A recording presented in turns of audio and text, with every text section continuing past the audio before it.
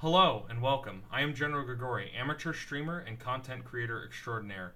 I am very new to streaming and content creation in general, and so we're going to get this in one long hot take because I have no editing skills whatsoever. So, that being said, I've been playing Escape from Tarkov for approximately 8 months now, ever since the beginning of November of last year. And given the events of patch 0.8, and the rhetoric that has been used by so many sides to justify some of the actions of people that are taking place during this patch, I figured a recap of the events and then adding my own, hopefully logical, commentary on what's been happening the past few weeks or so was in order. I've given the community a bit of time to kind of settle down on these issues because it was so hotly contested for a while there. And so I wanted to give it time for cooler heads to prevail, so that's why I kind of waited to put this video out and waited to really create this. So, for full disclosure's sake, before I get into this, I am not a paid representative of Battlestate Games, nor do I represent any other player-created organization. I am, however, subscribed to Clean and part of the Black Site Discord, both for information's sake, because I like my sweet Nikki leaks, okay? Just how it is. So, the events of the last couple of weeks here, we've had people boosting their strength to level 51 via illegitimate use of glitches and spots that you can jump into and stuff like that. We had to have Battle State reset everyone's strength to 0, and then people use glitches again to boost their strength back up. This was coupled with probably some of the most rampant cheating I've ever seen in this game to date. We've had people using aimbots, ESP, speed hacks, all kinds of different nonsense in order to give themselves an illegitimate advantage in the game. And then, a couple weeks ago, we had Mr. LD release his first bit of content, the pistol glitch video, and then several other glitch videos thereafter. And so, about halfway through the patch, we've had BSG release a patch in order to fix the pistol glitch, which fixed one of the pistol glitch methods, but there still are other methods out there, and there are still plenty of people taking advantage of them. So that's kind of the order of events now. I'd like to give a little bit of commentary on it. The game itself is not improved by this behavior, even though people say that it is. There's been a lot of justification going around saying, oh, we're doing this to make the game better, we're doing this to make Tarkov great again, we're doing this to get BSG to care, and that really is kind of an empty statement because it really doesn't do anything to fix the game. When you have this widespread use of glitches and pistol glitches and money glitches and all this other nonsense, you have people just using this to use it. You're not having them use it to fix the game or use it to report it. They're using it to get an advantage. And so that difference in attitude of trying to fix the game versus taking advantage of the game is kind of like the same kind of relationship that happens between actual people that are using hacks and game developers, because it's kind of pitting the two against each other, where it's the glitchers versus the developers, not the glitchers with the developers trying to fix the game and trying to let them know, hey, we found a couple of glitches, here's how, here's our data, please try and fix it.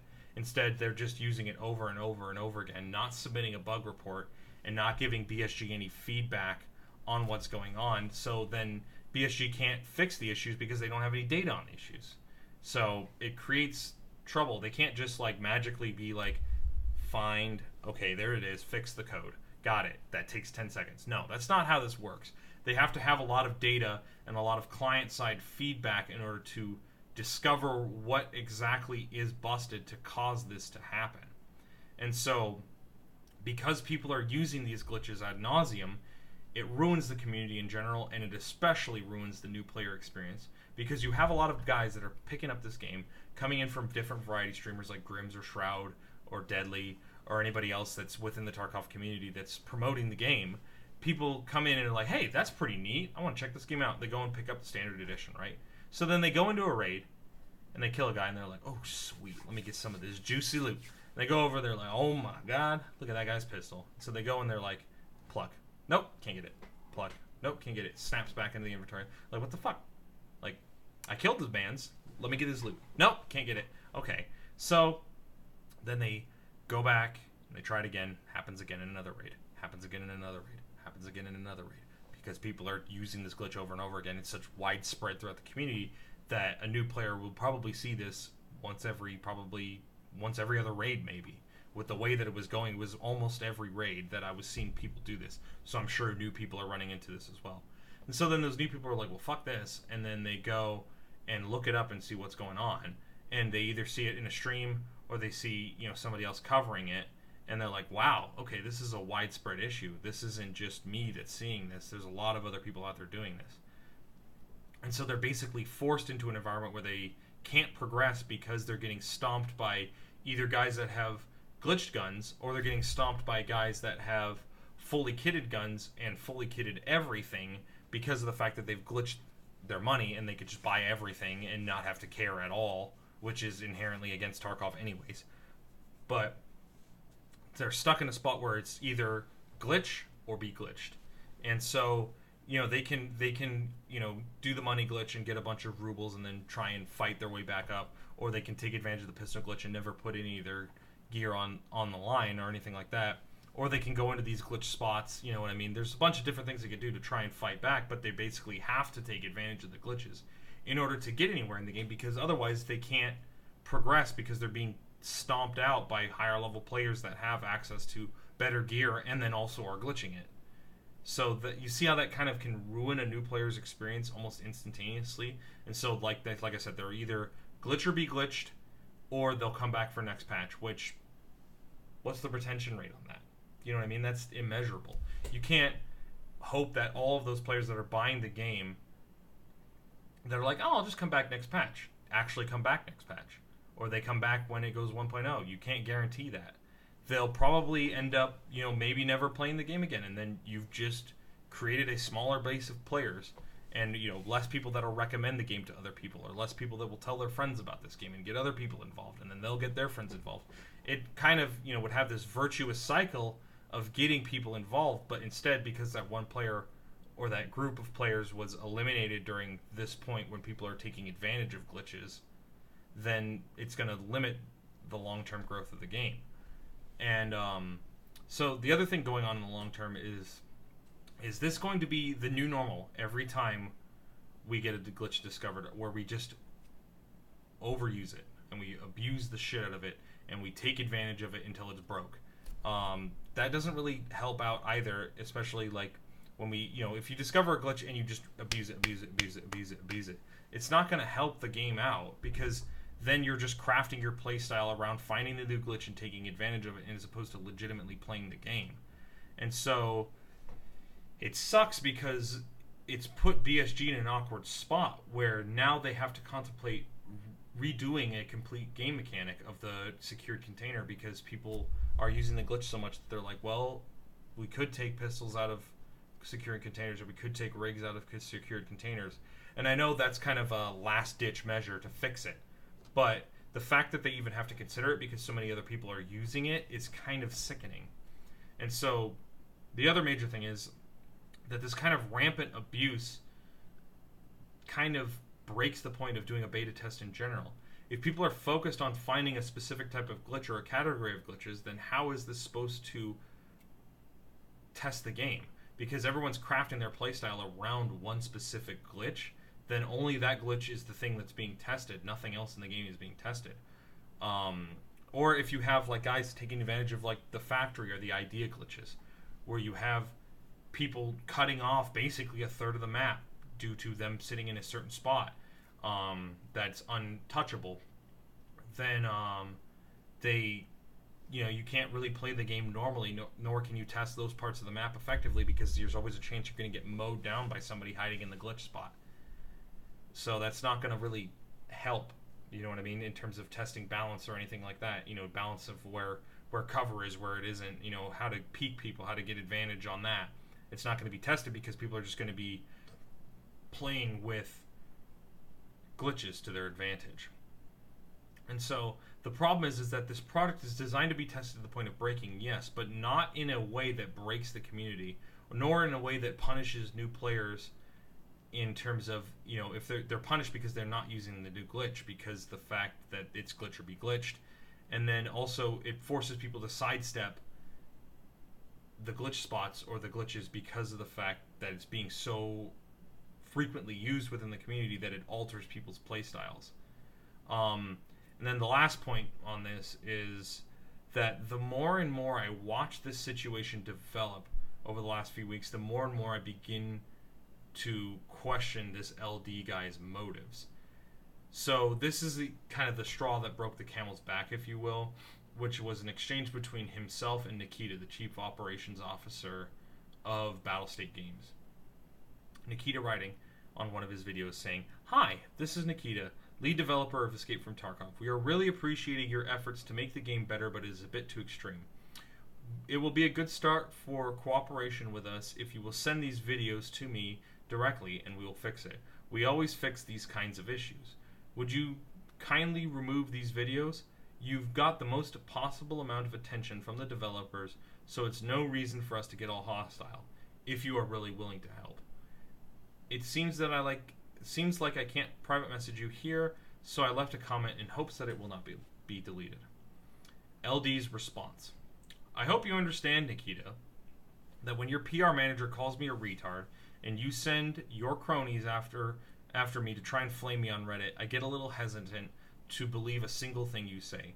I'll take the videos down if you fire clean as PR and hire me as a tester. Get in touch with me on here. I'll shoot you my email and we'll talk. I love Tarkov and I would love to have a direct line with y'all for these types of things.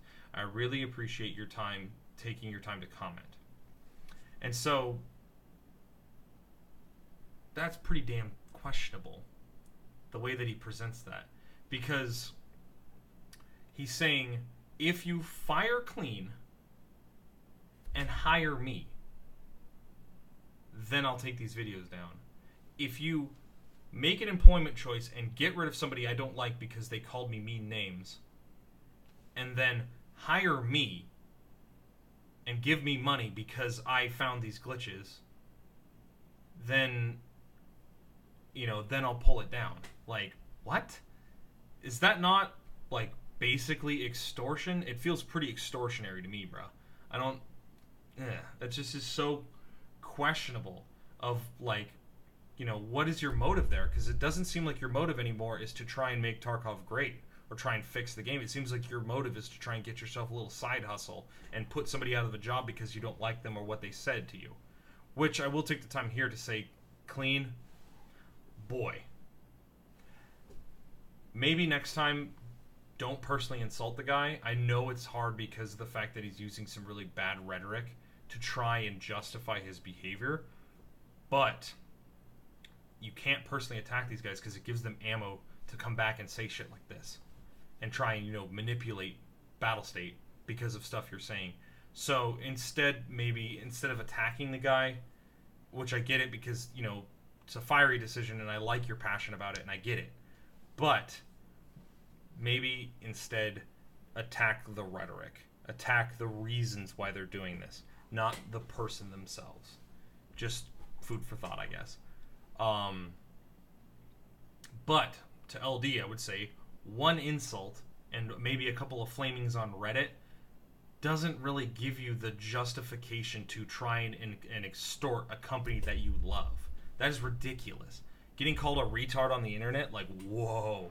I don't know how you were so strong to put up with that, man. That's a rough insult, man. Who hasn't been called a retard on the internet? Really, though, come on. It just is kind of commonplace. Unfortunately so, but it is commonplace. So, it just is why does that give you the justification to violate the norms of, literally every other content creator out there? Because everyone else out there that I've seen has advocated for using the legitimate report system, which I'll link down below, so that way you guys can use that to report things that happen. Any kind of fuckery that you see in Tarkov, report it. Okay? Gotta use that report system. Smash that motherfucking report button, boys. Okay? We gotta do it because that's actually how you make the game better, is giving Battlestate data so they can fix it. So they can see where the game is breaking and fix it. Because the more data they have, the better. It just is inherent to how beta testing works. And so, like I said earlier, he kind of violated the norms. I mean, if you look at like kind of what every other content creator is doing, they don't advocate for the use of glitches. They, in fact, try to hide the glitches and prevent the least amount of eyes from seeing it. So, for example, earlier today, which kind of inspired me to get back into making this video, I was watching Anton stream, who is a prominent YouTube creator and prominent Twitch streamer. And he posted a unlisted video and sent it to Battlestate about helmets and testing them, and some of the face hitboxes, I guess, are a little glitched. And so he sent that to Battlestate and, you know, was like, hey, look, this is the footage, this is where I'm aiming, this hitbox is not functioning right. You know, maybe see what you guys can do to fix it. And he specifically kept that video unlisted and only showed a little tiny snippet of it on his stream. He didn't go and post the video and be like, hey, look at all the helmet glitches, boys. Here's how you break the game. Here's how you shoot the guy in the specific spot to try and mess it up so that way everyone else can take advantage of it. He didn't do that. He instead quietly took it to BSG and gave them the data and gave them quality footage to see where it's broken. That is the kind of the gold standard of how to do this, and I think everyone should kind of do that going forward. Whether or not, you know, you've got a big platform or not, you can still send in these bug reports and still send them footage and still check on your bug report and be a good member of the community rather than just abusing a glitch into the ground. And so this questionable comment, questionable comment, and him, you know, kind of trying to push a YouTube channel, push a stream, and promote glitches and establish a brand around glitches makes me question whether or not he's legitimately trying to improve the game, or if he's just trying to get himself a little side hustle, a little cash flow, you know, a little money in the bank, which I understand. We all need money in the bank, but come on. And to say that Tarkov doesn't give a fuck is just insulting. It's absolutely inaccurate. I mean, look at how BSG has been handling PR up until this point with the player base. I mean, they hired a community member, a streamer, a prominent streamer, to handle their PR as clean. And so, like, you know, them closely working with him, closely taking notes, Nikita being involved in the podcast and doing a bang-up job learning English, which is a pain in the ass. It's a pain in the ass of a language, man. So much slang and so many different things about it. But that being said, like, they clearly give a fuck. Like, this is the most fuck-giving company in the video game industry I've seen in a long time. They legitimately, genuinely care about making this game good, and they want you to use the right mechanics to fix it. And so, like, can you blame them for wanting to use established protocol and not just go and have Tarkov fuckfest of glitching and pistol nonsense and everything like that? Kind of makes sense, doesn't it? So, with all of this being said, I would encourage everyone to kind of view this issue as a long-term thing and view what you've been told to justify your behavior and think about it in terms of the long term, in terms of how that's going to affect new players or returning players or discouraged players. How is that going to affect the game long term? And how does saying that BSG doesn't give a fuck really affect that company, because of the fact that they really do give a fuck? So, that being said, my name is General Grigori. You can catch me on twitch.tv/General Grigori on Monday, Tuesday, Thursday, Friday, Saturdays from 10 till whenever in the morning. So, 10 p.m. Pacific time, that is. Let me plug that Pacific time, baby. West Coast, best coast. You know how it is. That being said, y'all have a good rest of your evening, and I'll catch you later.